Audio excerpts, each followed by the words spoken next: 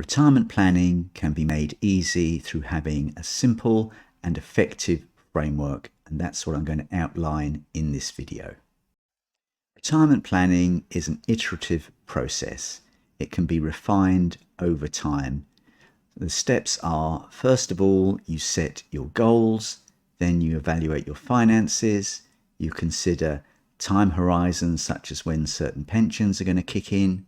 You can then produce a plan and get a target income in retirement, and then you can go back to refining your goals. Now you know what sort of money you're likely to have, and you can start improving on the process. And for this reason, I think a one-off exercise, spending £1,500 of the Wealth Planner, is a bit pointless. When it comes to setting retirement goals, you might just simply want time freedom, having worked for 35 years and maximised your state pension.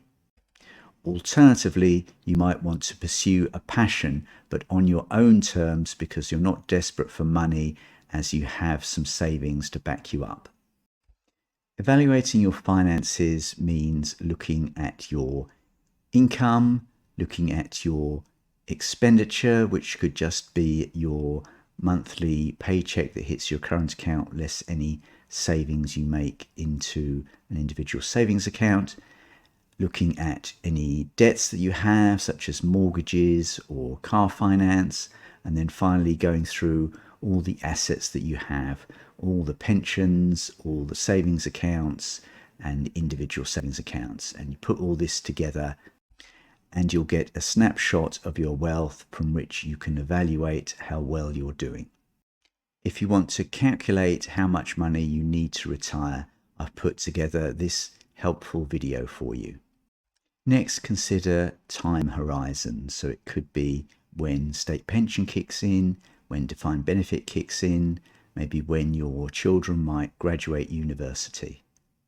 You can also consider different phases of retirement. So you could have an initial phase where, for example, you're running a 2-car household, similar to that when you were both in employment. Then you might drop down to just a 1-car household because you're generally going the same places at the same time. And then in the very last phase of your life, when you're like mid-late 80s, you probably won't have a car at all. And what will happen is that the expenditure will ratchet down over time, and providing you can achieve that, you can make your money go a lot further in retirement. So now we can put all this into a retirement calculator and produce a plan and get some target income after tax in retirement. The retirement calculator will show us our wealth over time across the different phases of retirement and according to the different types of investments we have, such as personal pensions and ISAs. One way to make retirement planning easy is to work backwards from the end phase of your retirement.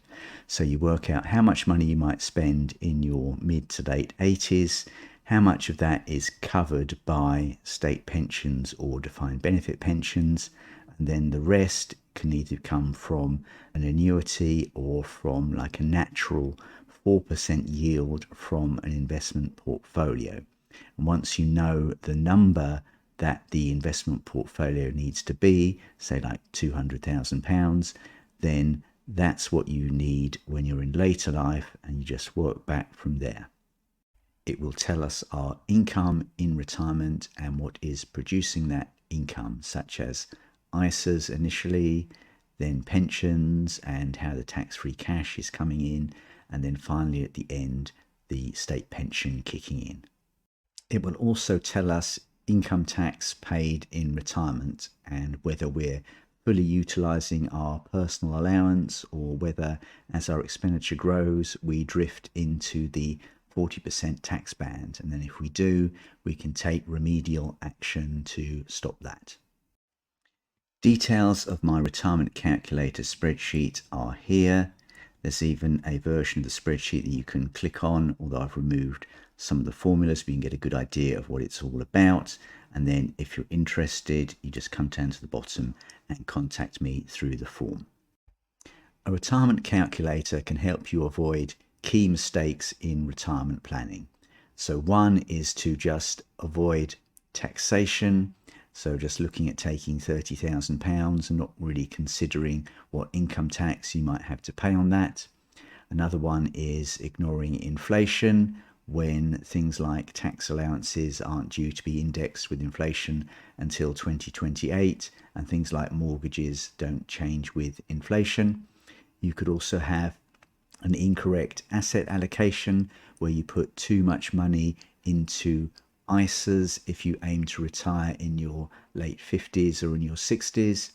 You could have an incorrect order of drawdown where maybe you take from pensions before ISAs, and then you will have potentially an inheritance tax burden, but then also you could have accessed tax-free cash much earlier in your life. There's also accessing pensions inefficiently, such as taking the 25% tax-free up front when you might have been better off spreading it over a few years of retirement. And then finally, there's things like budget inefficiency, where you're just spending too much money in your later years, and you could have made your money go further if you'd had some proper budget plans. So once you've put together your retirement plan, you can now start to refine your goals and really drive some benefits through the process. So one thing you can do is consider your life in retirement along the lines of Maslow's hierarchy of needs. So a lot of people spend their money on these safety needs, just acquiring things like property, a larger house, or resources, a better car, and they're not really thinking about things like sense of connection to other people or getting more freedom in their life. So you can get things like respect and self-esteem through a job, but if you don't like your job, then actually it can act in a negative way on these things. And when it comes to freedom, we can look at financial freedom, but then there's also time freedom, which I think is maybe more of an ultimate goal. Although actually at the top of the pyramid, we've got self-actualization, a desire to become the most that we can be. And I think this needs a fair bit of a mindset shift, but it's really about pursuing a goal no matter what. You get up each day and you just get on with the task at hand. And if you've got a bit of money behind you, then it's great because you can pursue your goal in quite a relaxed way and really achieve amazing things. So hopefully you've seen that retirement planning is too important to just wing it and make it up as you go along.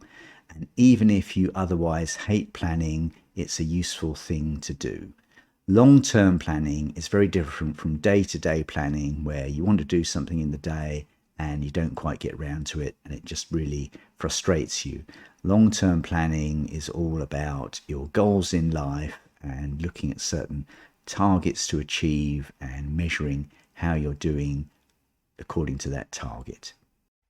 There are many benefits of early retirement planning. It can help you to achieve financial independence. It can give you peace of mind around your finances in the future. You can get a better return on your savings through possibly a higher allocation to equities, because you'll know the amount of money that you can put aside for long-term savings. You can continue supporting your dependents in old age because you'll have a plan as the best way to do that.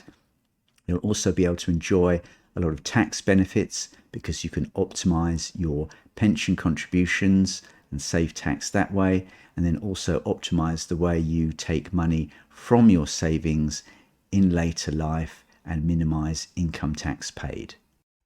If you want to learn about how a retirement calculator can help you with your planning, click on the video on the left. And if you want to learn about how much money you need to retire, click on the video on the right.